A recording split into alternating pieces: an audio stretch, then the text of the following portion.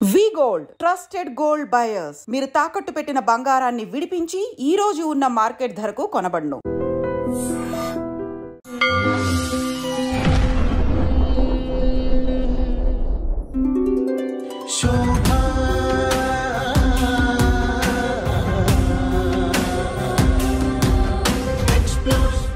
I explore only the truth, the two for you all. Shobha explores.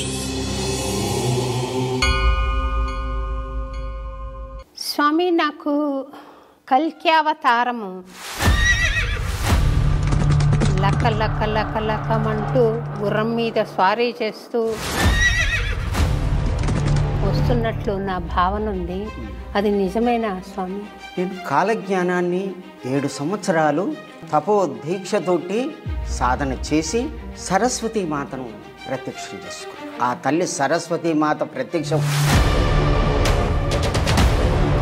ఇది కంట పడకుండా కానీ శాపం ఉంది. బ్రహ్మంగారి యొక్క శాపం ఉన్నది అని క్లియర్గా రాసింది. అంటే అప్పటికే పుట్టి ఉండాలి. కల్క్యావతారం పుట్టారా స్వామి?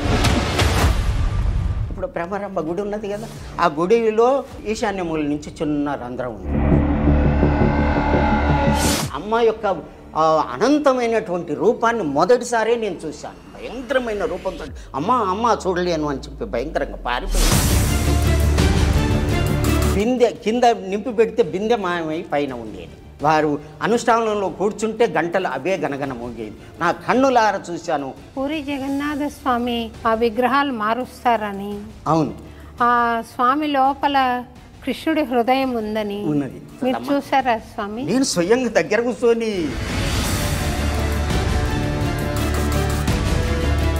ఇది ఈ కల్కి అవతారం. ఈ కలికి అవతారమే మన్ననే చెప్తున్నా కదా. అవతార బాబని రాధామాతను శ్రీశైలంలో బ్రహ్మరాంబని దర్శనం చేసుకుని వారు స్వయంగా చూశాను. నా కళ్ళతోటి చూశాను. మహావతార్ బాబాని చూసారా? చూశాను. నన్ను వారి దర్శనం చేయించండి స్వామి. నంది వారి పాదాల దయ ఉంటే మీరు చీమలు దూరని చిట్టడవి, కాకులు దూరని కారడవి అంటారు. అటువంటి అడవిలో ఆశ్రమాన్ని ఏర్పాటు చేసుకొని ఏకాకిగా ఒక్కరే ధ్యానం చేస్తూ ఉన్నారు అని నేను విన్నాను. నిజమేనా? అరుణాచలం పోయాను. అరుణాచలం పోతే ప్రదక్షిణ చేస్తూ ఉంటే రమణుని బ్రిడ్జ్ అని ఉన్నది. అక్కడ కూర్చున్నాను. కూర్చుంటే అమ్మా ఇద్దరు మాయమైనరు.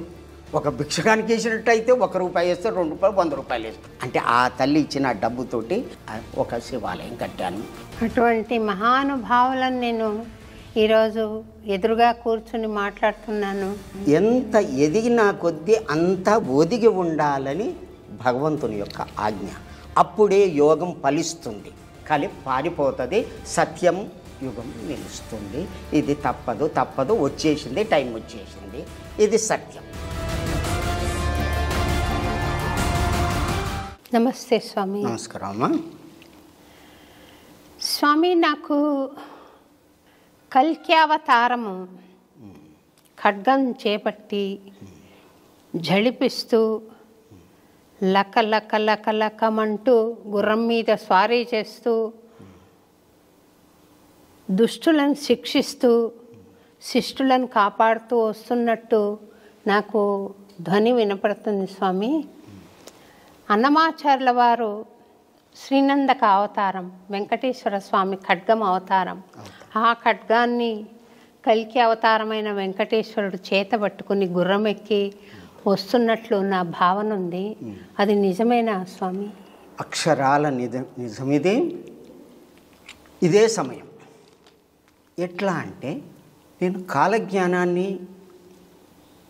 7 సంవత్సరాలు తపో దీక్షతోటి సాధన చేసి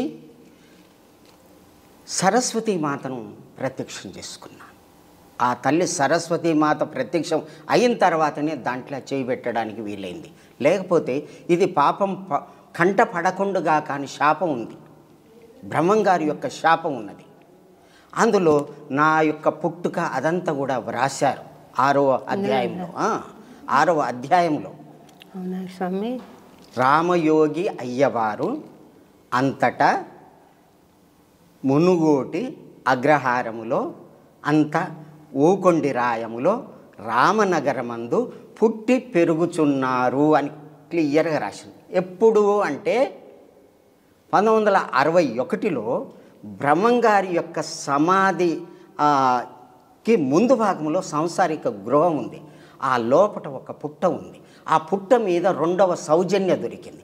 మొదటి సౌజన్య ఈ కాలజ్ఞానం రాసిన తర్వాత లేటెస్ట్ ఎడిషన్ ఏమిటి అంటే బదరికాశ్రమంలో ఉన్నటువంటి మునులు రామయోగి, వీరయోగి, ఇంకా ఇద్దరు కలిసి మొత్తం అందరు కలిసి ఈ యొక్క భవిష్యత్తుని నిర్ణయించి వ్రాసి పంపడం జరిగింది. దీన్నే మహాకారణ నిర్ణయము అంటారు. మహాకారణ నిర్ణయం అంటే భగవంతుడు వేసుకున్నటువంటి ప్లాన్ ప్రకారంగా చేసేటటువంటి క్రియని మహాకారణ నిర్ణయం అంటారు.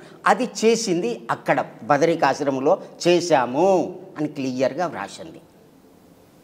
అయితే అక్కడ ఎప్పుడు ముందుగా ఒక పత్రిక వచ్చింది. మొదటి సౌజన్య పత్రిక, రెండవ సౌజన్య పత్రిక వచ్చింది. ఆ రెండవ సౌజన్య పత్రికనే 1961లో దొరకడం జరిగింది.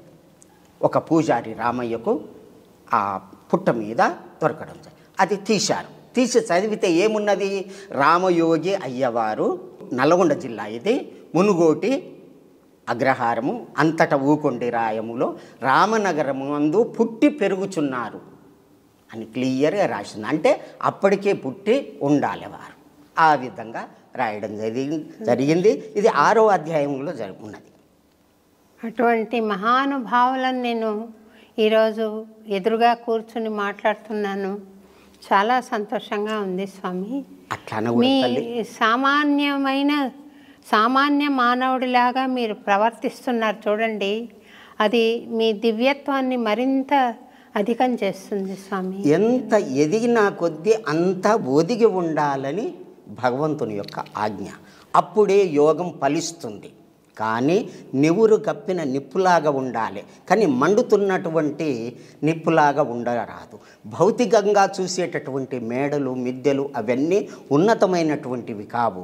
ఎంత లోతుగా ఆత్మ యొక్క శుద్ధి ఉన్నది, ఆత్మస్థితి ఉన్నదని గ్రహించడమే అది గొప్ప విషయం. కాబట్టి మీరు నాకు ఒక ఆధ్యాత్మిక యోగిలాగా నాకు కనిపిస్తున్నారు. మీరు ఒక మీరాబాయి యొక్క అంశలాగా నేను చూస్తున్నాను.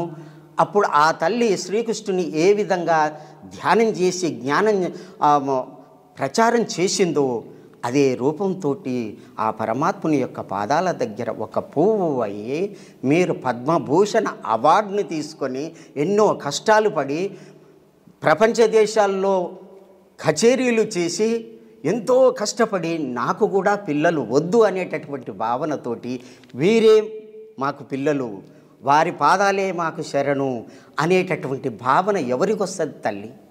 ఉన్నతమైనటువంటి యోగులకే వస్తుంది తప్ప ఎవ్వరికి రాదు. అటువంటి యోగ స్థితిలో ఉన్నటువంటి మీకు శ్రాష్టాంగ నమస్కారం తల్లి.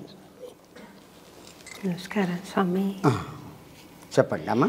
ఈ కల్క్యావతారాన్ని ఎప్పుడు చూడగలుగుతాము? ఆయన పుట్టారా?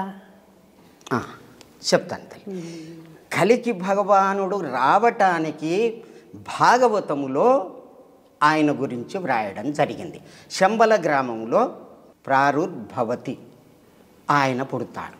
శంబల గ్రామంలో బ్రాహ్మణుని ఇంట్లో పుడతాడు అని రాసింది. శంబల గ్రామం ఎక్కడుంది? అది ఎవరికి అందనటువంటి విషయం. అక్కడ పుడతాడు అన్నాడు. బ్రాహ్మణ కులంలో పుడతాడు అన్నాడు. మరి బ్రాహ్మణుడు అంటే ఎవరు? బ్రహ్మచరతి ఇది బ్రాహ్మణ.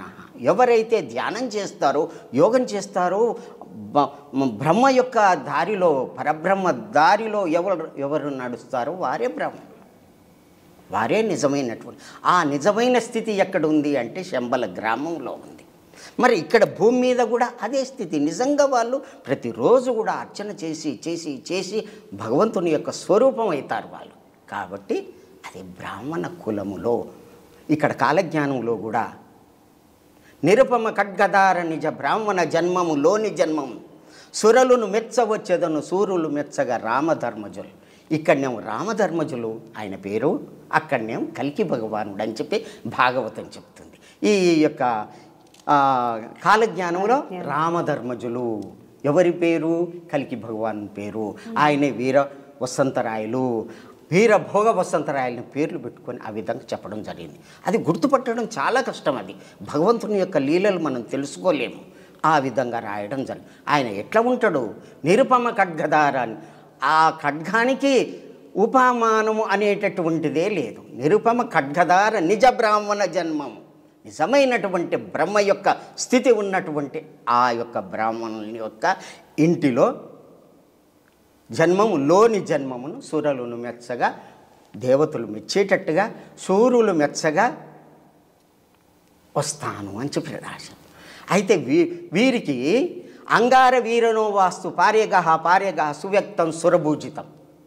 అంగార గ్రహంలో కూడా మంచి సూర్యులు ఉన్నారు. మన అంగార గ్రహంలో ఇప్పుడు పరిశోధన చేస్తున్నాం కానీ దీంట్లో రాసింది ఉన్నారు అని. అక్కడ ఉన్నటువంటి వాళ్ళు ఉన్నారు. అంగార వీరనో వాస్తు, వాస్తు అంటే ఉన్నటువంటి వాడు, వీరనో వాస్తు పార్యగ అంటే ఇదంతా తెలుసుకొని, భగవంతుని గురించి తెలుసుకొని ఇక్కడికి వస్తారట. సువ్యక్తం సురపూజితం, వాళ్ళు ఎవరట? దేవతల చేతనే పూజింపబడేటటువంటి మహాత్ములు కూడా భగవంతుని యొక్క నీడలో రావటానికి సిద్ధంగా ఉన్నారు. అట్లా ఆయన కల్కి అవతారం పుట్టారా స్వామి?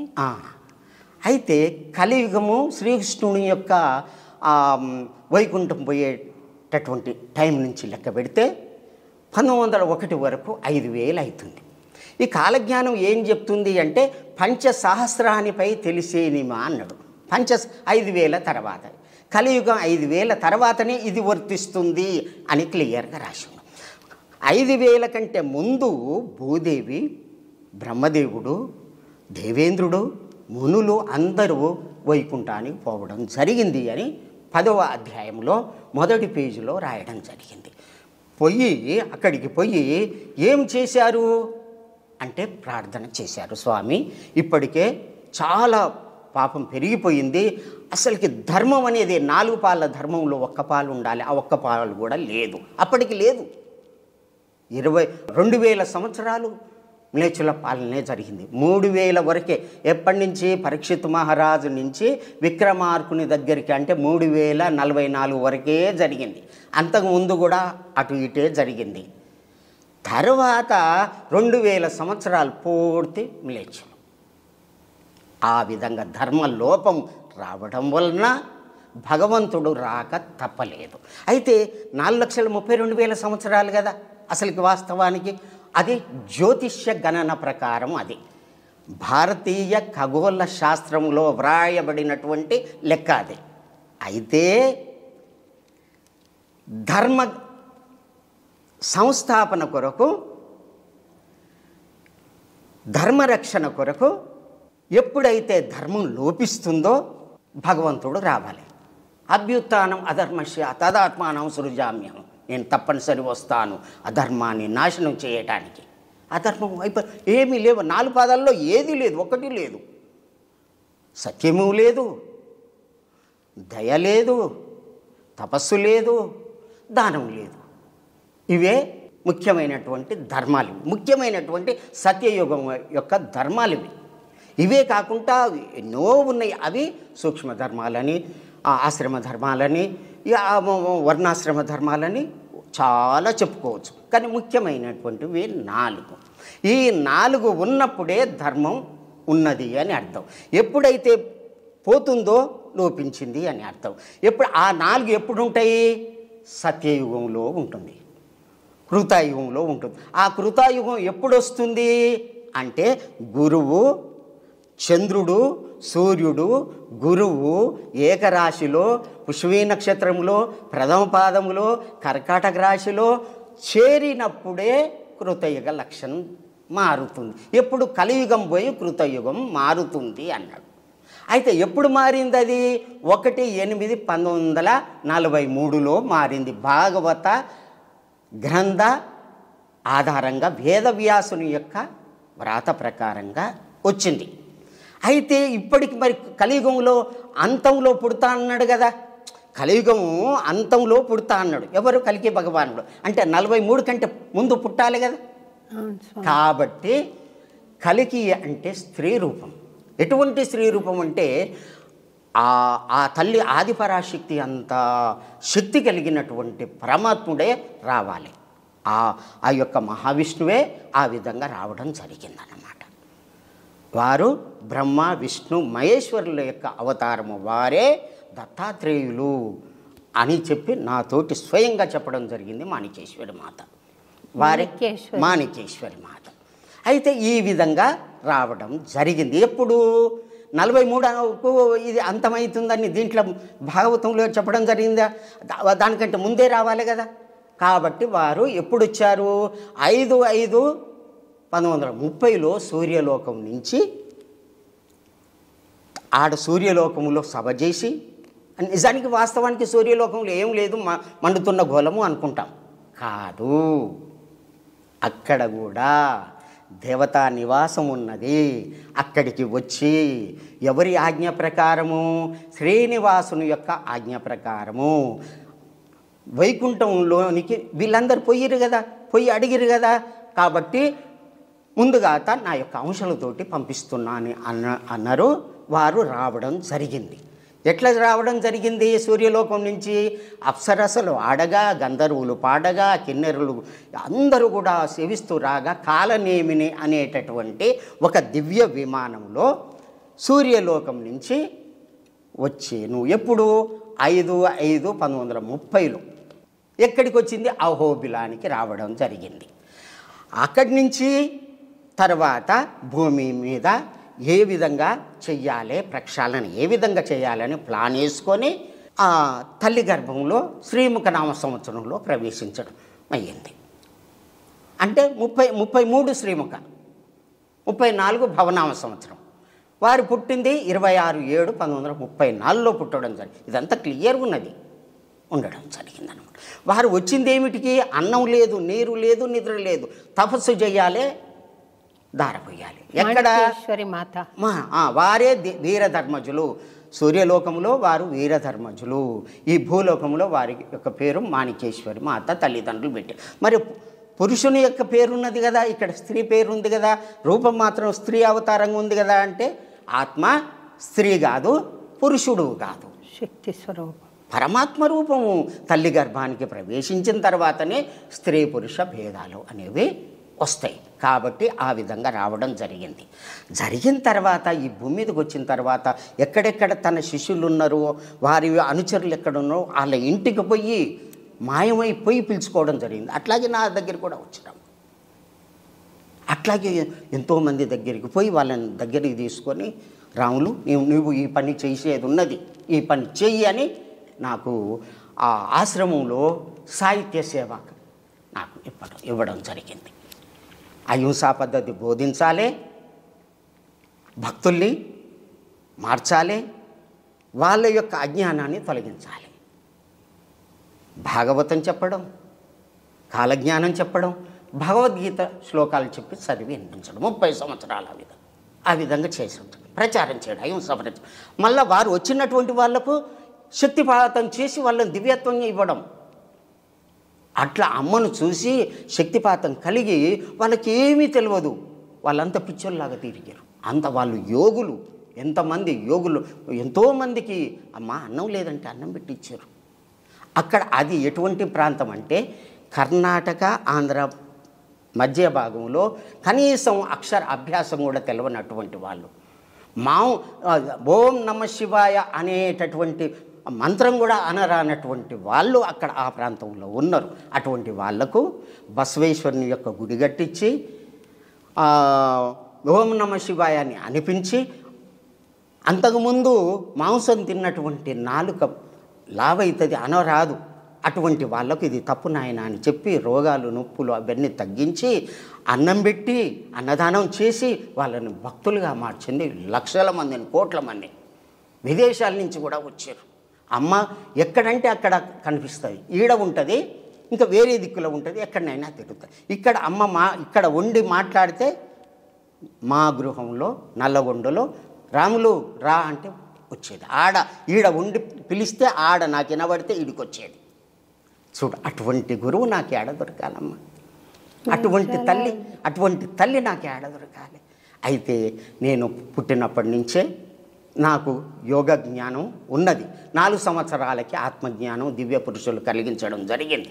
ఆ స్థితితోటి నేను సంస్కృతం తెలుగు పండితునిగా చదువుకొని నేను వేదం చదువుకోవాలి, శాస్త్రం చదువుకోవాలి, భగవంతుని దారిలో నడవాలని చిన్నప్పటి నుంచి ఉండేది.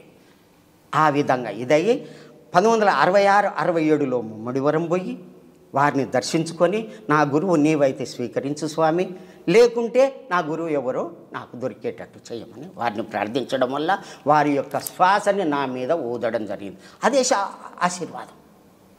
అప్పటి నుండి ఆ మళ్ళీ శ్వాసను అంటే ఎవరు స్వామి? బాలయోగి, శివ బాలయోగి. బాలయోగి ఆ విధంగా చేయని తర్వాత 78లో అమ్మ 1975లో యానగెందులో మాయమయ్యి శ్రీశైలం పోయి అక్కడ 3 సంవత్సరాలుండి తపస్సు చేసి శివునితోటి మాట్లాడి ఎట్లా మాట్లాడిందంటే, ఇప్పుడు బ్రహ్మరంభ గుడి ఉన్నది కదా, ఆ గుడిలో ఇక్కడ ఇటు ఈశాన్యమూల నుంచి చిన్న రంధ్రం ఉంది. సూక్ష్మ రూపంతో లోపలికి పోతూ ఉంటే అక్కడ దేవతా పోలీసులు ఉన్నారట. వాళ్ళు అడ్డగించిరట. శివుడు తపస్సు చేస్తున్నాడు, లోపల కొలనుంది, తపస్సు చేస్తుండు, మీరు పోరాదంటే నేను కూడా తపస్సు చేస్తాను, వారిని కలిసి మాట్లాడతానంటే ఆజ్ఞ తీసుకొని వస్తే అప్పుడు తీసుకుపోతే నాగేంద్రుడు ఉన్నాడట, పోలీసులు ఉన్నారట, దేవతా పోలీసులు. అమ్మ చెప్తుంటే నేను ఎక్కడ ఏ శాస్త్రం రాసలేదు. పోయిన తర్వాత 45 నిమిషాలు మాట్లాడిండు. ఏమని?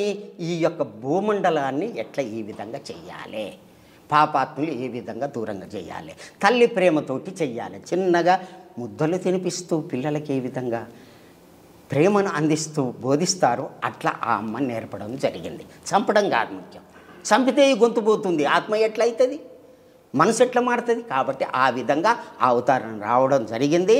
శివుని యొక్క ఆజ్ఞ చేత అమ్మ మళ్ళీ రావడం జరిగింది. నాకు శ్రీశైలంలో అది కరీంనగర్లో దర్శనం ఇచ్చింది. అమ్మ యొక్క అనంతమైనటువంటి రూపాన్ని మొదటిసారి నేను చూశాను. మొదటిసారి విశ్వరూపాన్ని చూశాను. ఆహా, ఇటువంటి పరమాత్మ నాకు దొరకడని చెప్పి అమ్మని వదిలిపెట్టలేదు. నన్ను కూడా అమ్మ వదిలిపెట్టలేదు.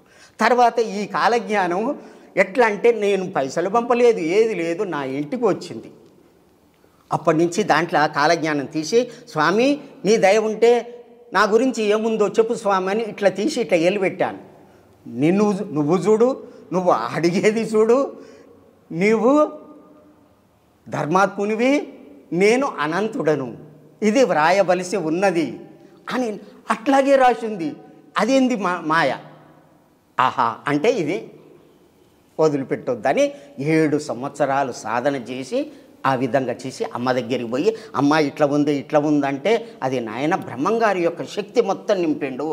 ఆ కాలజ్ఞానం 4 వేదాల యొక్క సారం అంతా దాంట్లో ఉంది. ఇది మూలము, ఇది ప్రణవ వేదము అంటారు, దీన్నే సాంద్ర సింధు వేదము అంటారు. ఇది సాధ్యం కాదు, భగవంతుని యొక్క దయ వల్లనే ఇది సాధ్యమవుతుంది అని అమ్మగారు చెప్పారు. అప్పుడు నన్ను పరీక్షించి ఇది శక్తి ఇచ్చి అమ్మ 5 మామిడి పండ్లు ఇచ్చింది నాకు ఈ శక్తిపాతం చేయడం. అవి మొయ్యలేకపోయినా, ఒక్కొక్కటి కిలో ఉంటుంది. కానీ నేను తీసుకున్న తర్వాత ఒక్కొక్కటి 10 కిలోలు. వారి యొక్క ఇది ఒకసారి నాకు దర్శనం ఇచ్చారు కదా, కాళీమాతగా దర్శనించారు, అదురుకొని పోయినమ్మ, భయంకరమైన రూపంతో అమ్మ చూడలేను అని చెప్పి భయంకరంగా పారిపోయినా. ఆ విధంగా శక్తివంతులైనటువంటి పరమాత్ముని యొక్క స్థితే కలికి రూపమై 1934లో జన్మించి భక్తులను ఉద్ధరణ చేసి రక్షించారు. ఇప్పుడు లింగంలో కూర్చున్నారు.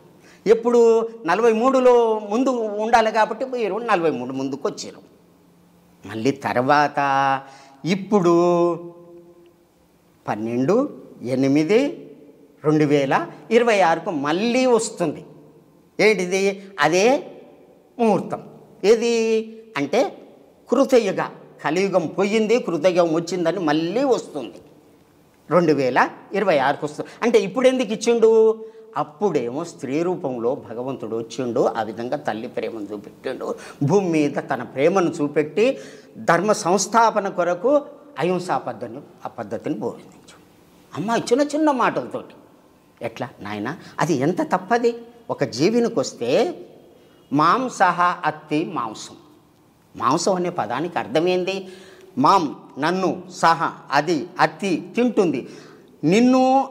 నువ్వు అది తింటే అది నిన్ను తింటుంది అంటే నీ రూపం దానికి పోతుంది, దాని రూపం నీకు దోస్తుంది అంటే నీకు పాపం వస్తుందని పుణ్యం వస్తుందని అర్థం.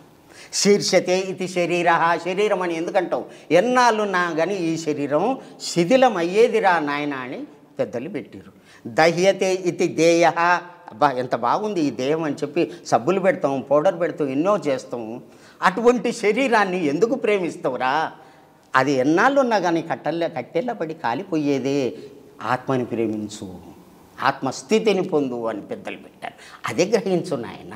ఏమున్నది అది తినకూడదు, పాపం, అది పాప వస్తువు. అది ఎప్పుడైతే అహింసా పద్ధతి బోధించిందో కోట్ల మంది అమ్మ దర్శనానికి ఒక్కసారి 10,000 మంది వచ్చేది. అప్పుడు నన్ను ఉపన్యాసం ఇవ్వమనేదమ్మ. అట్లా మా రాములు అని చెప్పేది. అంత ప్రేమగా చూస్తే నా తల్లి ఆ విధంగా చేసి నేను ఎందుకు పనికిరాని, ఇది నా చదివెంత, నేనెంత, నా పాండిత్యం ఎంత, అటువంటి వాడిని తీసుకొని జ్ఞానం నేర్పి, యోగం నేర్పి, సాధన నేర్పి ఇంత తన పాదాల దగ్గర నిలుపుకొని ఆ విధంగా చేసినటువంటి తల్లిని ఆ కలికి రూపాన్ని వర్ణించడం సాధ్యం కాదు. శతకాలు రాశాను, చరిత్ర రాశాను, ఎన్నో రాశాను ఆ తల్లిని. ఆ విధంగా వచ్చినట్టు రూపమే కలికి అవతారం వీరధర్మజ మాత.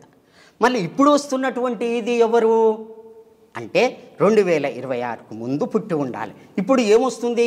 కృతయుగం, కలియుగం పోయి కృతయుగం వచ్చిందని అదే శ్లోకం వర్తిస్తుంది మళ్ళీ. అంటే అప్పుడేమో మొదటిసారి ఒక రూపం వచ్చారు, రెండోసారి ప్రక్షాళన చేయటానికి సమానమే అయినకుంటే సామభేద దండోపాయాలు. ముందుగాత సామంతో నాయన వద్దురా అని చెప్పిండ్రు, భేదం చేసి చెప్పి, ఇప్పుడు దండోపాయం కొట్టడమే. అందుకనే నష్టం జరుగుతుంది. 1901 వరకే కలియుగం 5,000 అయ్యింది. విక్రమార్కుని శకం వరకు 3,000 అయ్యింది. విక్రమార్కుని వరకే కొద్దిగా ధర్మం నిలిచింది. అటు నుంచి పూర్తి 2,000 సంవత్సరాలు మొత్తం అధర్మమే ఉంది.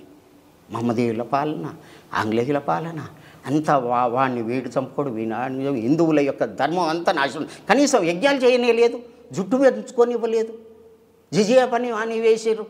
ఈ విధంగా ఉన్నటువంటి బ్రహ్మరాంబ దాంట్లో రాస్తాడు, ఆ తల్లికి కట్టినటువంటి బట్టలకు చెదలు పట్టింది పూజలే కాంచి.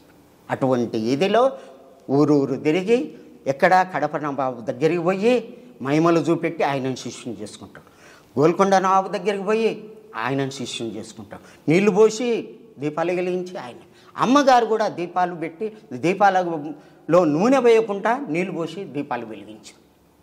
అటువంటి శక్తివంతుడు. మరి బ్రహ్మంగారు ఎటువంటి వాడు? సచ్చినటువంటి వాళ్ళని బతికించిండు. ఇంకా సీసం తాగిది కరిగించి తాగిండు. కుక్క యొక్క మాంసాన్ని పండ్లుగా మార్చిండు. బ్రహ్మరాక్షసికి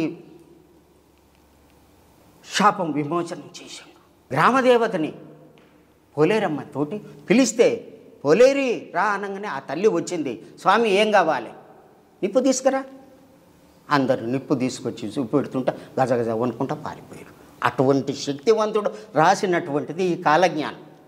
మరి ఈ తల్లి ఎవరు? తానే నేను, నేనే తాను. ఆ శక్తితోటి, అదే శక్తితోటి యానగుందిలో జన్మశవ్యం భక్తిపదం ప్రదోష తీర్థం ప్రయాగమాదం ఆనగుంది. యానగుందిలో వీరు జన్మ ఉంటారు. అక్కడ ఏం చేస్తారు? ఎర్రటి బొట్టు పెడతారు. అందరూ పెడతారు కదా, అట్లా కాదు. విభూతి ధరిస్తారు, అందరూ ధరిస్తారు కదా. ఎట్లా గుర్తుపట్టాలి? మామి మూమేమక ఆ నక్షత్ర ఆ యొక్క దాంట్లో వారి యొక్క పేరు ఉంటుంది. తల్లిదండ్రులు పెట్టినటువంటి పేరు మాణికేశ్వరి మాత. వారు ఏం చేస్తారు? వషట్కారం యజ్ఞాలు చేస్తారు. వారు ఏం చెప్తారు? అక్షరం ప్రోక్తం. ఏ అక్షరము నాశనం లేనటువంటి దాన్ని ఆత్మస్వరూపాన్ని బోధిస్తారు. ఓం నమ శివాయ అని మంత్రాన్ని చెప్తారు. ఆ విధంగా చేసే భక్తుల్ని ఉద్ధరణ చేస్తారు. ఈ విధంగా ఎన్ని రాశి ఉన్నాయో. వారే దక్షిణ భారతదేశంలో వెలిసినటువంటి భగవంతుని యొక్క పీఠం ఇది అని చెప్పి రాసి ఉన్నది. ఆ విధంగా ఉత్తమ స్థితిలో వచ్చినటువంటి వారు లింగంలోని అమ్మ పోయేటప్పుడు ఇట్లా శరీరం పట్టుకున్నాం. అమ్మ శరీరం వదిలిపెట్టింటే ఎప్పుడు అంటే 7/3/2000 నాడు వారు పూర్ణ స్థితిలో ఇదైనరు. అయితే 3 రోజులు అక్కడనే ఉంచారు. 3వ నాడు తీస్తే కింద ఇట్లా పట్టుకుంటే ఎన్నుకుంటే కాలుతున్నారు. అంటే శరీరం వదిలిపెట్టలే అమ్మ. లింగంలో కూర్చోబెట్టి స్థాపన చేసిన కానీ యోగ మాయది అమ్మది. ఇంకా ఎప్పటిదాకా ఉంటా అన్నారు అంటే 34 దాకా ఉంటా అన్నారు. నేను మళ్ళీ వచ్చి దర్శనం ఇస్తాను. 2034 వరకు 34 వరకు వాళ్ళు నేను పటపట ధ్వనులతోటి భేదించి వస్తాను. ఒకసారి పరీక్ష చేశారు. ఏమని చేశారంటే 12 పంచకాలు 2 మీద ప్రకాశార్థం అంటే వారి 20వ ఏట 70 రోజులు ఆ గదిలో ఉండి అక్కడ త్రిశూలం పెట్టుకొని పండ్లు పెట్టి కొబ్బరికాయ కొట్టి మళ్ళీ గదిని మొత్తం మూసిరు. గాలి లేదు, వెలుతురు లేదు, కిటికీలు లేవు, ఏవి లేవు, మూసిరు. అది గవర్నమెంట్ ఒప్పుకోదంటే వేరే ఆ ఊరి పటేలు ఒప్పుకున్నాడు. అమ్మకి ఏమన్నా అయితే నేను నా యొక్క జాయిగా తెస్తాను. తర్వాత 71వ రోజున ఆ గది తానంతట అది పలిగి బీటలు వారి అమ్మ బయటికి రావడం జరిగింది. అప్పటి నుంచి హైదరాబాద్ సంస్థానంలో ఉన్నటువంటి వాళ్ళందరూ గుర్తించి అమ్మ అని కాలు మొక్కిరు. అంతకుముందు ఎవ్వరు ఆ స్త్రీ రూపంలో ఉన్నటువంటి కష్టాలు ఎన్ని ఉంటాయి, చాలా కష్టం. అందులో పేద స్థితిలో ఉన్నటువంటి ఇంటిలో పుట్టింది. అప్పుడు అమ్మ అని కాలు మొక్కారు. ఆ ఊరి పటేలు ఎన్నో విధాల అమ్మను పరీక్ష చేసిండు. పాలిస్తే రక్తంగా మారినాయి. హుమ్నాబాదు మాణిక్యప్రభు యొక్క చెల్లెలు కొడుకు అప్పసాహ్ మహారాజు ఆడికొచ్చి ఆ ఆశ్రమం నడవటానికి నారాయణపేటకు వస్తే యజ్ఞాలు చేసి ఇదే ఉంటే రామరెడ్డి ఇక్కడికి ఒక మహాశక్తివంతమైనటువంటి పరమాత్ముడు ఇక్కడికి వస్తున్నాడు నాయన, వారిని మీరు చూసుకోవాలని చెప్తే 6 నెలలకే అమ్మ రావడం జరిగింది. 50లో అమ్మ అక్కడికి రావడం జరిగింది. 1950లో ఆ గుట్ట మీదకి రావడం జరిగింది. తర్వాత శివాలయం కట్టడానికి కింది నుంచి గుట్ట మీదకి మొయ్యటానికి బిందె ఎత్తుకొని పోతూ ఉంటే బిందె కింద నింపి పెడితే బిందె మాయమై పైన ఉండేది. వారు అనుష్ఠానంలో కూర్చుంటే గంటలు అవే గనగన మోగేది. పుష్ప వర్షాలు కురిసేవి. నా కన్నులార చూశాను. ఎవరు అమ్మ చెప్తుంటే శివునితోటి ఈ విధంగా మాట్లాడిన నాయన 45 నిమిషాలు మాట్లాడిండు. అక్కడి నుంచి వెళ్ళి నేను హిమాలయకి వెళ్ళిపోతున్నాను అని చెప్పిండు అని ఇంకా కొన్ని విషయాలు దాచిందమ్మ. అంటే ఈ ప్రాంతం నువ్వు చూసుకో. శివుడు మళ్ళీ అక్కడికి వెళ్ళిపోయిండని చెప్పాడు. అదే నేను పుస్తకాలలో వ్రాసిన బుక్లో గ్రంథస్థం చేశాను. అమ్మ చెప్పినటువంటి ప్రతి మాట కూడా పారేయలే, దాంట్లో వ్రాసి పెట్టాను. ఆ విధంగా బ్రహ్మంగారి కాలజ్ఞానము, అమ్మ యొక్క చరిత్ర జోడించి అందరికీ చిన్న చిన్న మాటలతోటి తీయగా అందరికీ ప్రచారం చేయడం జరిగింది. అటువంటి వారే కలికి రూపము అమ్మగారు. వారే వీరధర్మజులే ముందుగా వచ్చినటువంటి కలిపి. అమ్మ మీరెవరు అని అడిగాను. రాములు ఏం అర్థమైతే లేదా నీకు అంటే అర్థమైతే లేదమ్మా, అమ్మనే కలికి అవతారం అని క్లియర్ చెప్పిన తర్వాతనే అమ్మ గుర్తింది. ఈ కాలజ్ఞానం ఎట్లుంటుందంటే మీరు చదివితే మీకే వర్తిస్తుంది, నేను చదివితే నాకే అది ఎటువంటిదంటే రాఘవ పాండవీయం అనే ఒక గ్రంథం ఉంది. అది ఒకటే పద్యము, ఇటు రామాయణానికి అటు కృష్ణుడు వాళ్ళకు వర్తిస్తుంది. ఒకటే పద్యం. హరి అంటే ఎన్నో అర్థాలు చెప్పవచ్చు. ఆ విధంగా వ్రాయబడినటువంటిదే విస్తృతార్థ కీర్తి. అంటే ఒకటే పదం ఎన్నో అర్థాలు వస్తాయి, ఎన్నో ఇది ఉంది. కానీ ఎవరు ఏమి చదివితే ఆ పరమాత్మని దయ ఉంటే ఇది వస్తుందో వాళ్ళకే అర్థమవుతుంది. నా ముచ్చటలు నాకే తెలియను, ఇది ఎవ్వరికి అర్థం కాదని వారు రాశారు. కాబట్టి వారి దయ వల్ల ఆ విధంగా చేయడం జరిగింది. ఆ బ్రహ్మంగారే అమ్మగారే జన్మించారు, అమ్మగారే కలికి అవతారంగా ఆ విధంగా చేశారు. మళ్ళీ ఇప్పుడు వచ్చేటటువంటి అవతారము వారు ఎక్కడ అంటే పూరీ జగన్నాథ్. పూరీ జగన్నాథ్లో నిదర్శనం ఏమిటంటే వారి యొక్క స్నేహితులు, శ్రీకృష్ణుని యొక్క స్నేహితులు వాళ్ళు 5గురు. ఆ 5గురు పుట్టడం జరిగింది. ఎక్కడ? ఒరిస్సాలో పుట్టడం జరిగింది. వాళ్ళు ఏం చేసిర్రు?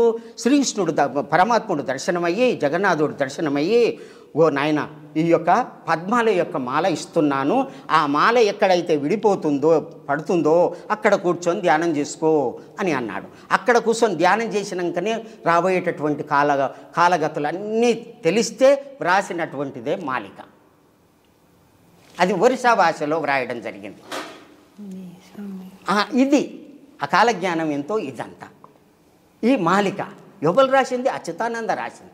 దాన్ని తెలుగు అనువాదం నేను చేశాను అన్నమాట.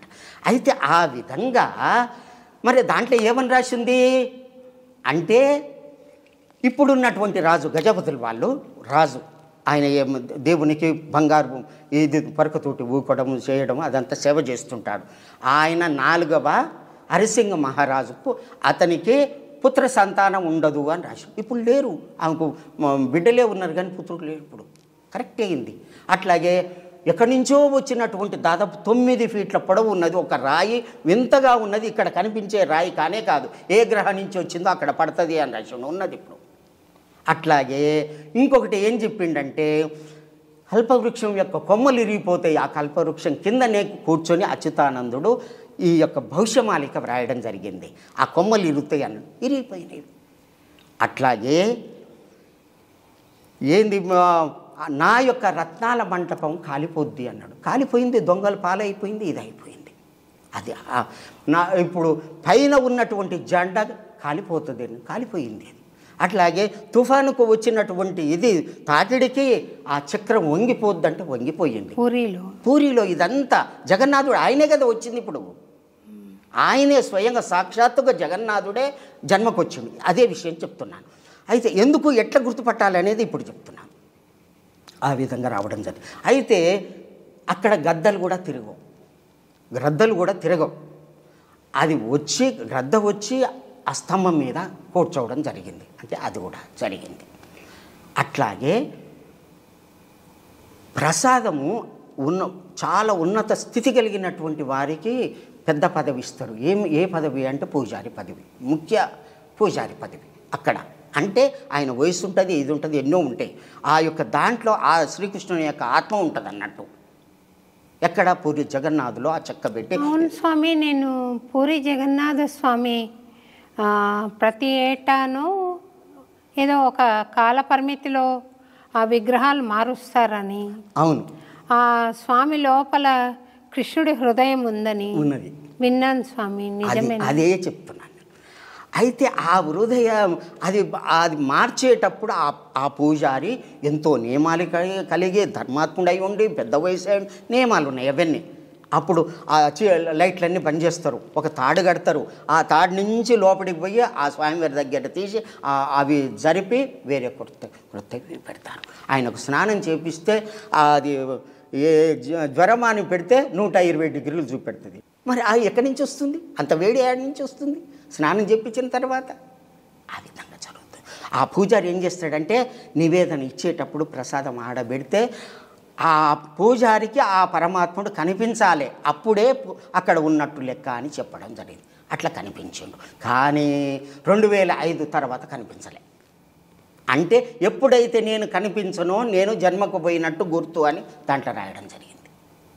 ఇవన్నీ ఎందుకు చెప్తున్నాను అంటే నేను జన్మకి వెళ్ళిపోయాను, మానవ దుష్టుల్ని సంహారం చేయటాన్ని, సాధువుల్ని రక్షించటానికి, ధర్మాత్ముల్ని రక్షించడానికి జన్మకు వచ్చేసారు. అదే చెప్తున్నాను, జన్మకు వచ్చారు. ఎప్పుడు 2005లో అని చెప్పి దాంట్లో రాయబడి ఉంది. వారు ఎక్కడ పుట్టారు అంటే సంభూత శంబల, అక్కడనే శంబలలో పుడతాడన్నాడు కదా, ఇక్కడ సంభూత అంటే పుట్టినటువంటి జాగ చూపెట్టాడు. వారు ఎట్లా ఉంటారు ఏం కథ అంటే భాగవతంలో ఎట్లా చెప్పాడంటే వారి యొక్క శరీరం దివ్యంగా వెలిగిపోతుంటుంది. నిజంగా వారి యొక్క కళ్ళు ఎట్లున్నాయంటే చూడాలంటుంటే ఇంకా చూడాలనిపిస్తుంది. చూసారా స్వామి? నేను స్వయంగా దగ్గర కూర్చొని మంచిగా నవ్వుకుంటూ మాట్లాడేది, నేను కోరికలు కోరాను అవన్నీ నేను చెప్తాను. అదే అయితే స్వామి నాకేమో వద్దు, నాకు మనసు ఎటు చలనం కావద్దు. మొదటి కోరిక మనసు ఎటు చలనం కావద్దు, మీ పాదాల దగ్గర ఉండాలి, ధ్యాన స్థితిలో ఉండాలి, సమాధి స్థితిని నేను చేరుకోవాలి, అంతకంటే ఏమొద్దు అంటే తుమార మన్ కైసా హై వైసీ హోగా అన్నాడు. అంతే, ఇంతే. మళ్ళా లాస్ట్ ఒకటి కోరిక కోరాను పోయిన సంవత్సరం. ఏమని? స్వామి పోయినసారే నాకు మిస్ అయిపోయిన పరబ్రహ్మలో లయం అయ్యేది, కైలాసం వరకు పోయాను, వారి దయ వల్ల పరబ్రహ్మ లోకం ఒకటి ఉన్నది నేను చూశాను నా కన్నులతో. కైలాసం నుంచి చూస్తే మనకు ఇక్కడ అగ్నిగోళంలాగా మండుతున్నటువంటి ఇది సూర్యబింబం కనిపిస్తుంది. సూర్యుడు ఆయన తిరుగుతుంటే ఆయన తిరగడు. అంత ఎత్తున 10 గంటలకు చూస్తే ఎంత ఉంటుందో అంత బింబం ఉన్నది. అక్కడి నుంచి అందరూ దాంట్లోకి వెళ్ళిపోతున్నారు, నన్ను పోనిస్తలేరు.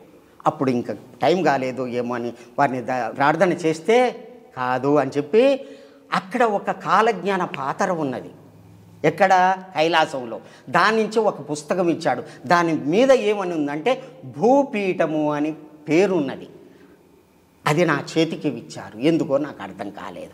తర్వాత అమ్మగారు స్నానం చేసేటటువంటి కొలను ఉత్తరం వైపు ఉన్నది కైలాసంలో. నా కన్నులారా చూశాను. అదంతా కూడా కన్నుల ఒకటే చెట్టు ఉన్నది.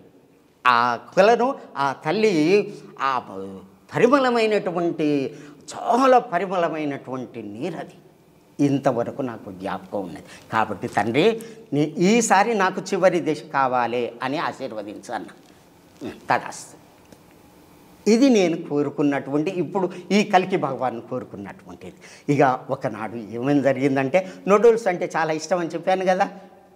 ఆ నూడిల్స్ తెప్పించాడు. సగం తిన్నాడు, నాకు ఇచ్చాడు.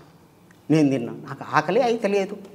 అట్లనే ఒక్కొక్కరికి ఎన్నో అనుభవాలు. ఇది ఈ కల్కి అవతారం. ఈ కల్కి అవతారమే మొన్ననే చెప్తున్నా కదా. అయితే అంతకుముందు నేను మాహుతారు బాబుని నేను దర్శించుకున్నా అని చెప్పాను కదా. మాహుతారు బాబుని, రాధామాతను, ఇక్కడ శ్రీశైలంలో బ్రహ్మరాంబని దర్శనం చేసుకుని వారు స్వయంగా చూశాను, నా కళ్ళతోటి చూశాను. మాహుతారు బాబాని చూసారా? చూశాను. అయితే నేను ఇక్కడ ఒక 40 రోజులు అనుష్ఠానంలో కూర్చున్నాను. ఆ అనుష్ఠానంలో ఏమన్నారంటే బద్రీనాథ్ రమ్మన్నారు. అక్కడ వచ్చేటప్పుడు ఏం తెమ్మన్నారు? నెయ్యి తీసుకురా, నూనె తీసుకురా, ఇది తీసుకురా, ఇక్కడ అభిషేకం చేయమన్నారు. అక్కడికి పోయాను. ఒక 4 రోజులు ఉన్నాను.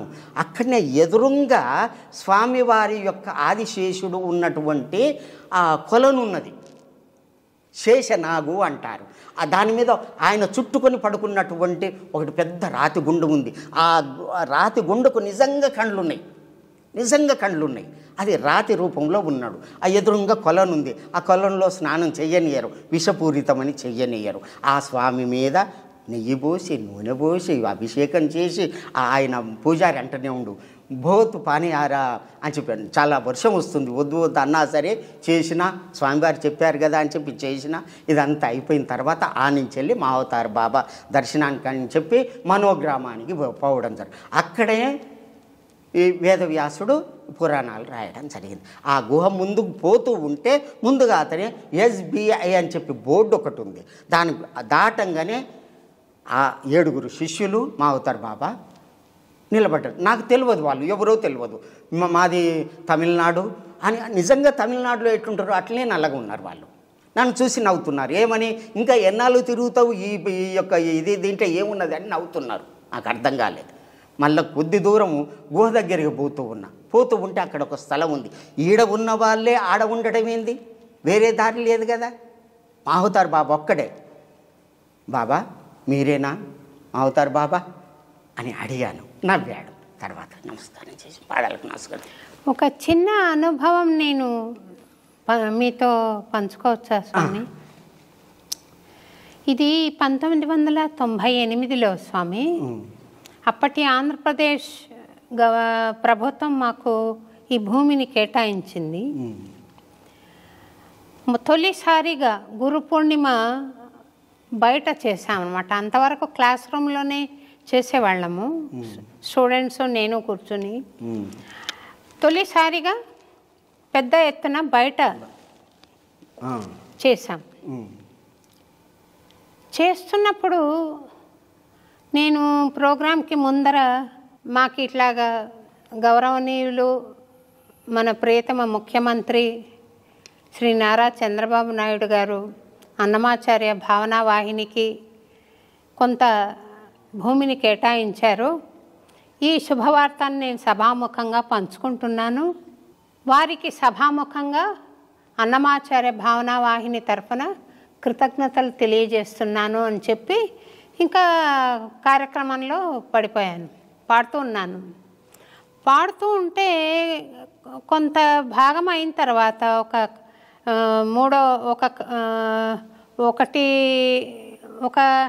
4-5 పాటలు పాడుంటాను, కీర్తనలు. తర్వాత ఇట్లా చూస్తే పక్కకి ఒక ఆయన స్తంభానికి ఆనుకొని తలకాయ ఇలా జరగిలబడి కళ్ళు మూసుకొని వింటున్నాడు. చాలా కాంతివంతంగా ఉన్నాడు. ఓవల్ షేప్లో ఒక మెరూన్ కలర్ అంటారు చూడండి స్వామి, ఆ కలర్ బొట్టు పెట్టుకున్నారు, మెరూన్ కలర్ జుబ్బా వేసుకున్నారు, గోచి పంచ కట్టుకుని ఉన్నారు, గిరిజాల జుట్టు ఉంది. ఈయనెవరో మహాపురుషుల్లాగా ఉన్నాడు అని అనుకున్నాను. కానీ ఇంకా నేను మళ్ళీ పాటలో పడిపోయి ఇందులో నిమగ్నమైపోయాను స్వామి.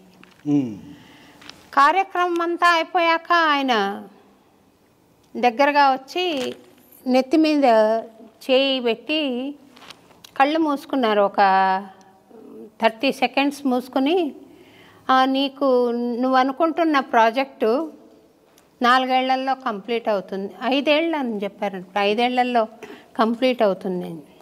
నేను అందరూ దగ్గరగా వచ్చారు. ఈయన ఇంత చనువుగా నువ్వు అనడం ఒకటి, నెత్తి మీద చేయి పెట్టడం ఒకటి, ఆశీర్వాదం ఇవ్వడం, అది మామూలు వ్యక్తులు చేసే పని కాదు. అది ఎవరైనా మీరెవరు అండి అని అడిగాను. నేనా, పోయి చంద్రబాబు నాయుడు అడుగుకో చెప్తాడన్నాను. నేను కొంచెం షాక్ అయ్యాను.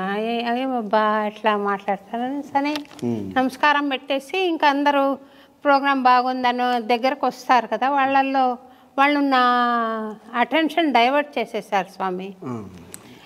ఇంకా నేను ఆయన గురించి ఆలోచన చేయలే. మళ్ళీ నాకు గుర్తు ఎప్పుడు వచ్చారంటే, నేను పడుకోబోయే ముందు నేనా పోయి చంద్రబాబు నాయుడిని అడుగుపో చెప్తారు అన్న మాట గుర్తొచ్చింది నాకు. దానికి అర్థం కూడా వెంబడే స్ఫురించింది. ఆ ప్రేరణ కూడా స్వామి ఇచ్చాడో ఏమో తెలీదు.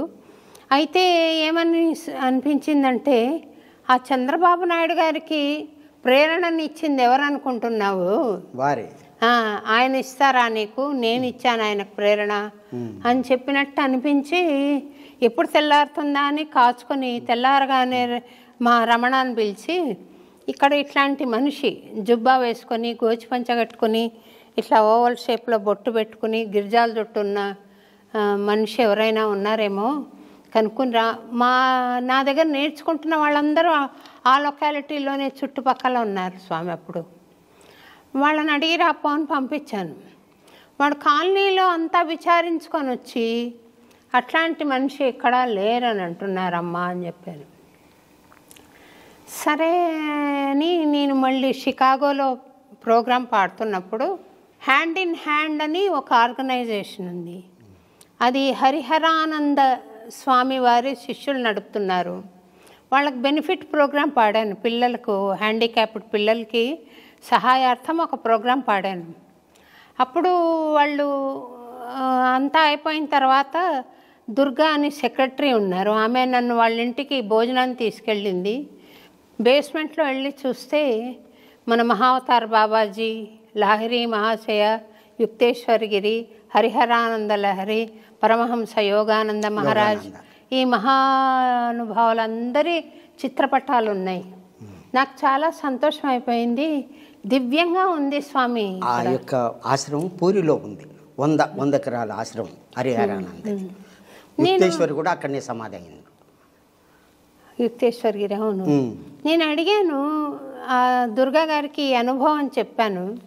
చెప్తే అమ్మ ఎవరో కాదు. నేను ఆ సమయంలో పరమహంస యోగానంద పుస్తకాలు చదవడం కానీ, మహావతార్ బాబాజీని ఎక్కువ ధ్యానం చేయడం కానీ ఆ సమయంలో ఉంది స్వామి నాకు. అయితే నేను అడగంగానే ఆమె ఏం చెప్పారంటే, ఆయనకంటూ ఒక ప్రత్యేకమైన శరీరం ఏం లేదమ్మా, ఆయనకు ఏది తోస్తే ఆ శరీరాన్ని తీసుకుని వస్తారో. అది నిజమమ్మా.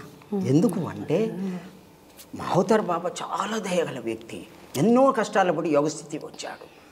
అతను కుంభమేళాలలో సేవ చేస్తాడు, భక్తులకు సేవ చేస్తాడు, ఇస్తారంటలు తీస్తాడు, ఎక్కడంటే అక్కడ దర్శనం ఇస్తాడు. హిమాలయాల్లో ఇదంతా ఏమిటికి? ప్రజాసేవకే అని చెప్పి భక్తుల్ని చెయ్యాలి, ఆ విధంగా చాలా ప్రేమగా తత్వం తండ్రిది. ఆయన ధ్యానానికి కూడా చాలా ఉపయోగపడతాయి. ఇక్కడ కూర్చునేదాన్ని స్వామి, నేను చేరేసుకుని, ముందు ఈ హాల్ వేరేగా ఉండేది, మూలకు కూర్చుని సాటర్డే ప్రోగ్రామ్స్ వినేదాన్ని. విని ఒకసారి నేను ధ్యానం చేసుకుని ఏం మాట్లాడతానో కూడా నాకు తెలీదు. ఆ పోడియం దగ్గరకు వచ్చాను.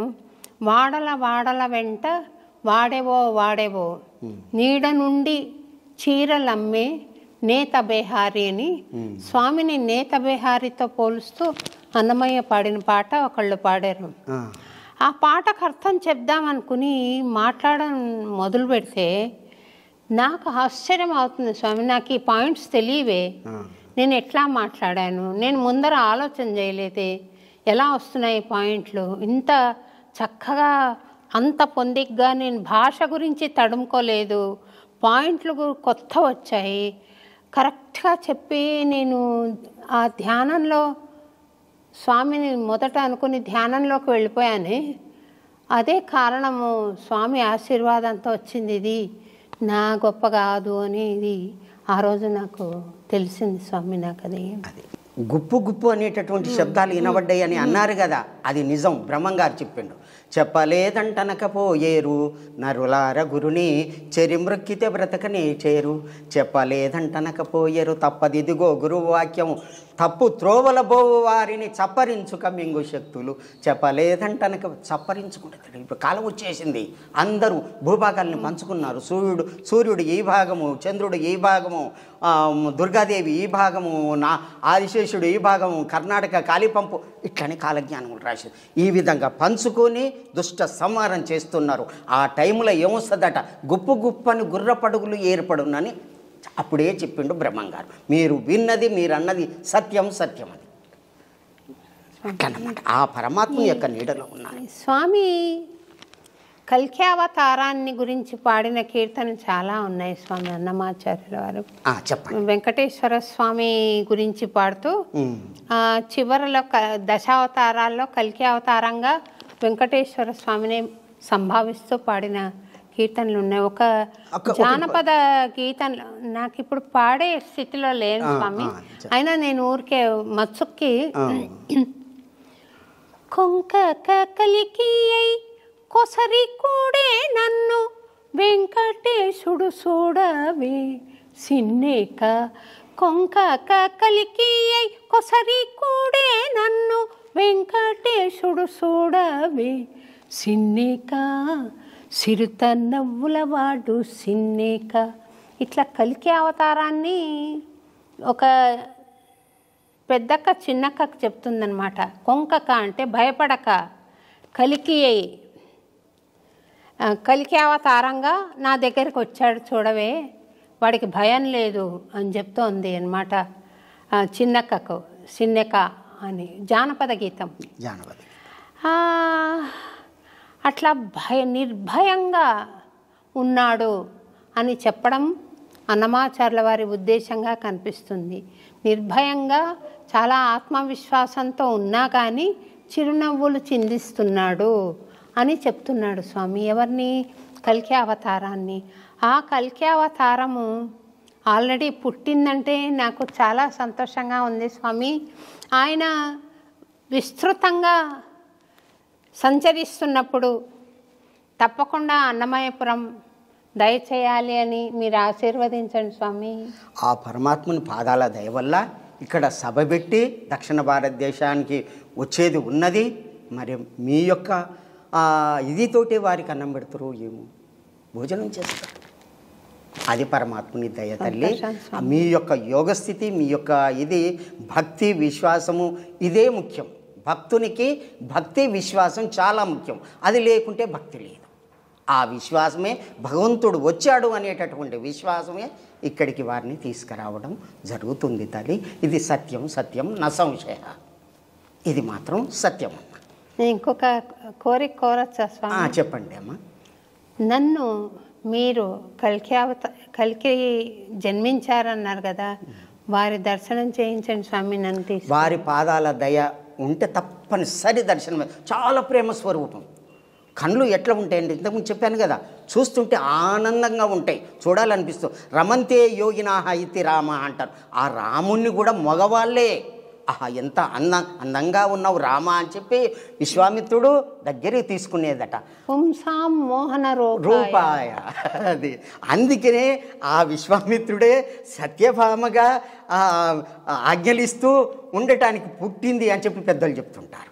అటువంటి అందమైనటువంటి స్వరూపం రాముంది, అటువంటి అందమైనటువంటి స్వరూపం కలికి భగవాన్ ఉంది. అతని యొక్క ఇదితోటి సువాసనలు నేను కూడా చూశానమ్మా, మంచి సువాసనలు వస్తుండే. అందులో ఇంకొక రహస్యం చెప్తాను. ఈ పరీక్ష చేయడానికి పోయింది కదా ముని, ఎవరిని? మహావిష్ణు. పోయినప్పుడు పాదంతో పోయింది కదా, ఆ పాదం ఉన్నది. ఇప్పుడు నాకు చూపెట్టాడు పాదం, స్వయంగా ఫోటో తీసినాం, ఉన్నది నా దగ్గర ఉంటే మళ్ళీ మీకు పంపిస్తాను. 3 మూర్తుల్ని పరీక్ష చేయటానికి వచ్చినటువంటి భృగు మహర్షి యొక్క పాదం ఇప్పుడు ఈ వీరి యొక్క ఛాతి మీద ఉన్నదమ్మా. ఇంకా నేను చూశాను స్వయంగా.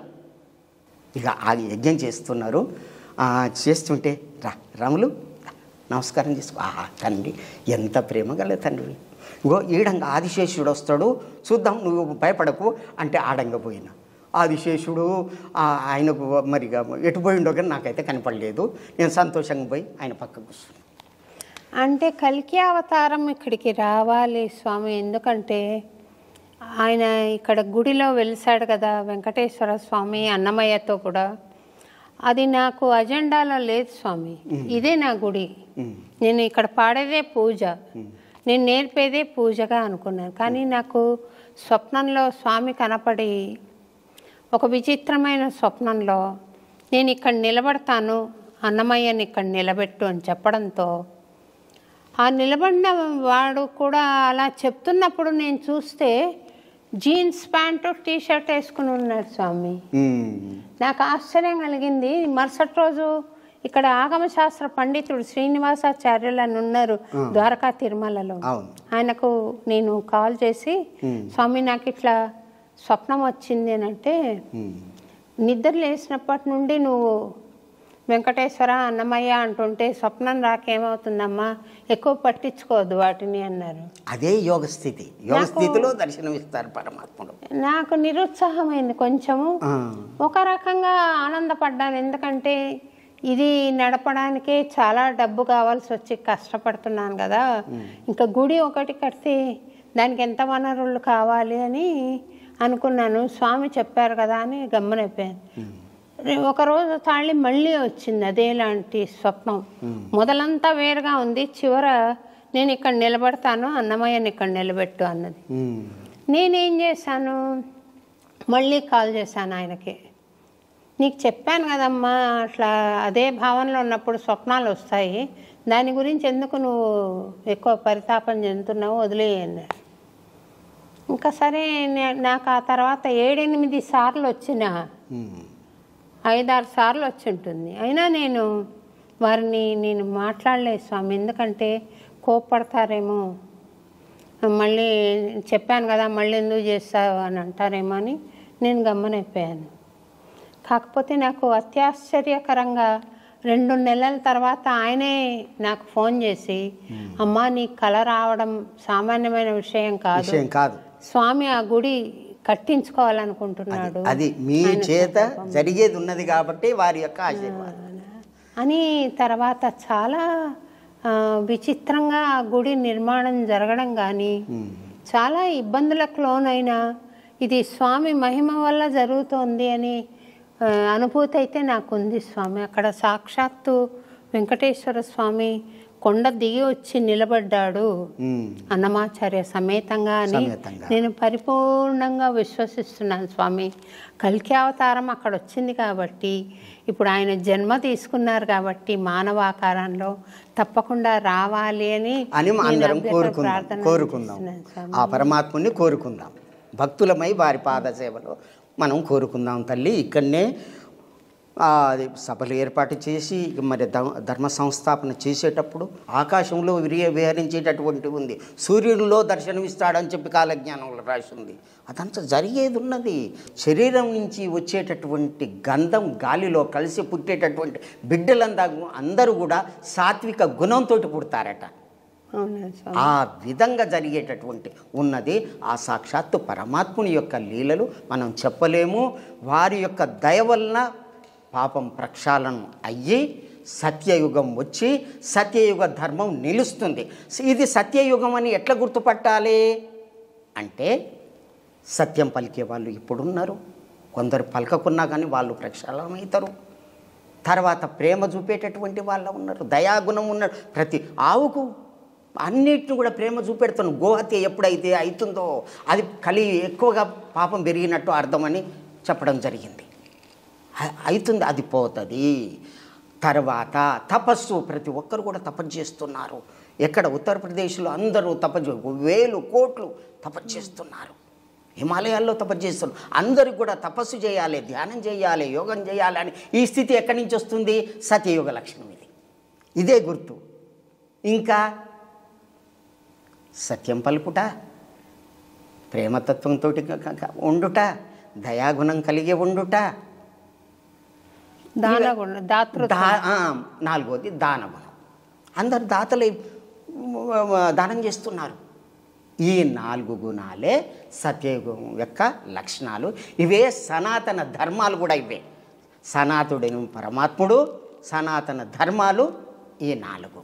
ఇవే సూక్ష్మ ధర్మాలు అని అన్ని ధర్మాలు వేలుగా ఇది కావడం జరిగింది. ఈ యొక్క ధర్మాన్ని నిలపటానికే వచ్చినటువంటి పరమాత్ముడు కల్పగ్రామంలో ఉన్నటువంటి ఎవరు అంటే భీష్ముని యొక్క తండ్రి శంతనుడు, శంతను యొక్క తండ్రి దేవాపి, అతను తపస్సిస్తున్నాడు అని భాగవతంలో చెప్పాడు. అట్లాగే సూర్యవంశంలో ఉన్నటువంటి మరు అనేటటువంటి రాజు అక్కడ తపస్సు చేస్తున్నాడు. వాళ్ళిద్దరిని పిలిపిస్తాము, వీళ్ళకు ఈ రక్షణ కార్యం చేస్తాము. ధర్మాన్ని నిలిపేటటువంటి ధర్మ ప్రబోధ చేయటానికి గుణకర్మేణ విభాగేచ చాతుర్వర్ణం ప్రశిష్టితే. కాబట్టి ఆ ధర్మాలు నిలపడానికి ప్రబోధ చేయటానికి వాళ్ళకి ఇస్తున్నాం. వాళ్ళు ఎటువంటి వాళ్ళు? యుగాల తరబడి తపస్సు చేస్తున్నటువంటి తపోసంపన్నులు. వాళ్ళని పిలిపిస్తామని చెప్పి భాగవతం చెప్తుంది. వాళ్ళు వస్తారు, ధర్మం నిలపటానికి సహాయం చేస్తారు. 18,000 మంది మహాత్ములు వస్తారు, యోగులు వస్తారు, సిద్ధపురుషులు 24 మంది సిద్ధపురుషులు వస్తారు. ఆంజనేయ స్వామి కూడా ఎమ్మటి ఉంటాడు. అట్లాగే పరశురాముడు ఉంటాడు. అక్కడ ఉన్నటువంటి పరశురాముడు కూడా ఎమ్మటి ఉంటాడు. ఇంతమంది ఉన్న తర్వాత వాళ్ళని చూసి మారిపోరా? ఎట్లయితే సూర్యుడు పైకి వచ్చినప్పుడు చీకటి పోతుందో ఆ భగవంతుని యొక్క పాదం మోపినంతనే కలి పారిపోతుంది, సత్యం యుగం నిలుస్తుంది. ఇది తప్పదు, వచ్చేసింది, టైం వచ్చేసింది. ఇది సత్యం. నాది ఒకటే ప్రార్థన స్వామి, మీరు మళ్ళీ దయచేయండి అన్నమయ్యపురం. తర్వాత కల్కి భగవాను ఇక్కడికి తీసుకొని రండి, నాకు దర్శనం చేయించండి. మనమే పోదాము. నేను వస్తాను స్వామి. మనమే పోదాం. వారిని రమ్మని అనటానికి అంత ధైర్యం చాలదు, కానీ వారి దయ ఉంటే వస్తారు. మనం ఎంతటి వాళ్ళం? వారి యొక్క పాదాల దగ్గర రేణువు అంతే. వారిని రమ్మనటానికి శక్తి చాలదు, కానీ మేము వస్తాం స్వామి అనటానికి ధైర్యం ఉన్నది. అది ఆ విధంగా పోదాము, వారి దయకు పాత్రులం అవుదాము, వారిని చూద్దాము, ఆనందపడదాము. వారి యొక్క ఇది మామూలు చూస్తే అర్థం కాదు. వారి యొక్క లీలలు ఇప్పుడు కల్కి భగవాన్ గురించి మనం చెప్పుకున్నాం కదా. రాత్రికి మీరు దర్శనం చేసుకోవాలి, అసలుకి ఏ రూపంలో వస్తాడో. అట్లా నేను చాలా అనుభూతి పొందాను. నా ఆశ్రమంలో ఈ మధ్యనే చూశాను. ఒక లైట్గా వస్తారు, జగన్నాథుడే వస్తాడు, ఈ పని చెయ్యి అని చెప్పినట్టుగా అనిపిస్తుంది. ఆ విధంగా అన్నమాట నేను చూస్తున్నాను. ఇది నా కన్నులతోటి చూస్తున్నాను. ఆ భగవంతుని సేవలో ఉన్నాను ఇప్పుడు. నువ్వు సేవ చేసేది ఉన్నది రాములు అన్నాడు. అందుకని చిన్న ప్రశ్నతో ముగిద్దాం స్వామి. చెప్పండి. మీరు చీమలు దూరని చిట్టడవి, కాకులు దూరని కారడవి అంటారే, అటువంటి అడవిలో ఆశ్రమాన్ని ఏర్పాటు చేసుకొని ఏకాకిగా ఒక్కరే ధ్యానం చేస్తూ ఉన్నారు అని నేను విన్నాను. నిజమేనా? అమ్మ, ఒకటి, నేను గృహస్థం అనుభవించాను అమాజ్ఞతోటి. రాములు సాధన చేసుకోవాలంటే గృహస్థం చెయ్యాలి ముందుగా. డైరెక్ట్గా అయిన వాళ్ళు చెడిపోయిర్రంటే ఎందుకు పనికిరారు, దయ్యాలు అయిపోతారు వాళ్ళు. అమ్మాజ్ఞతోటి నేను పెళ్లి చేసుకున్నాను. తర్వాత వానప్రస్థానికి వచ్చాను. తర్వాత సన్యాసానికి వచ్చాను. సన్యాసం నుంచే మెట్టు యోగ స్థితి నుంచి లయం కావడానికి ఈ మెట్లు దాటిపోవాలి ఎవరైనా సరే. ఈ మెట్లు దాటిపోతేనే ఇది.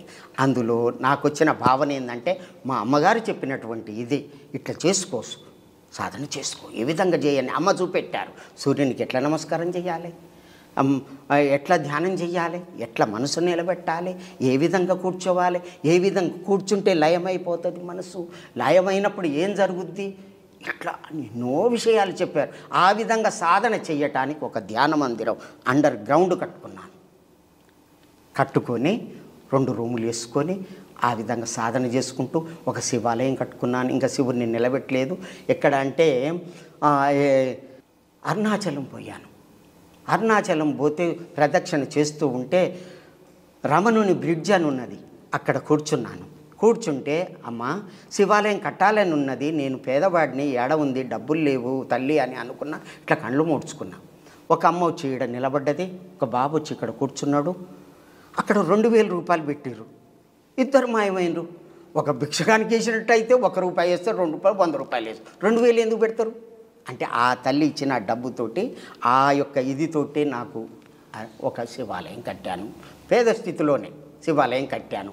ఆ శివలింగం అక్కడి నుంచి తెచ్చి పెట్టాలని ఉన్నది. ఆ విధంగా జరిగింది. అట్లా దైవశక్తిని నేను చూస్తున్నానన్నమాట. ఆ విధంగా రావడం వలన అక్కడ నేను నిలబడడం జరిగింది. నేను సాధన కొరకు అక్కడ చేయను. అమ్మగారి యొక్క గుట్టకు కొద్ది దూరంలో ఎదురుగా ఒక 35 గుంటలు తీసుకొని అన్ని చెట్లు పెట్టి అక్కడ నేను సాధన గృహం ఏర్పాటు చేసుకొని ఉంటున్నాను. మల్లికా బొట్ట అని అన్నమాచార్య భావనావాహిని స్టూడెంట్ స్వామి అమ్మాయి. ఆ అమ్మాయి నాకు కొన్ని దాదాపుగా 2-3 ఏళ్ల నుండి కల్కి గురించి చెప్తూ ఉంది. నాకు మీ గురించి కూడా తను మాట్లాడింది. అవును. అయితే తను అన్న విషయం ఏమంటే, ఈసారి నేను ఇండియాకు వస్తాను, మార్చిలో వస్తాను. నేను అడిగాను స్వామి వాళ్ళ ఆశ్రమానికి వెళ్దామంటే, తీసుకెళ్తాను మేడం అని చెప్పింది. మీ అనుమతి ఉంటే వస్తాం స్వామి. తల్లి పరమాత్మని దయ అది, అంతే, ఏమి లేదు. నేను చిన్నవాడిని, పెద్దవాడిని అని అనుకోవద్దు. ఎంతున్నా సరే భగవంతుని పాదాల దగ్గర చిన్నవాడు. నిజంగా మీరు యోగులు కాబట్టి ఆ స్థితికి కోరుకోవడం మా యొక్క సౌభాగ్యం తల్లి.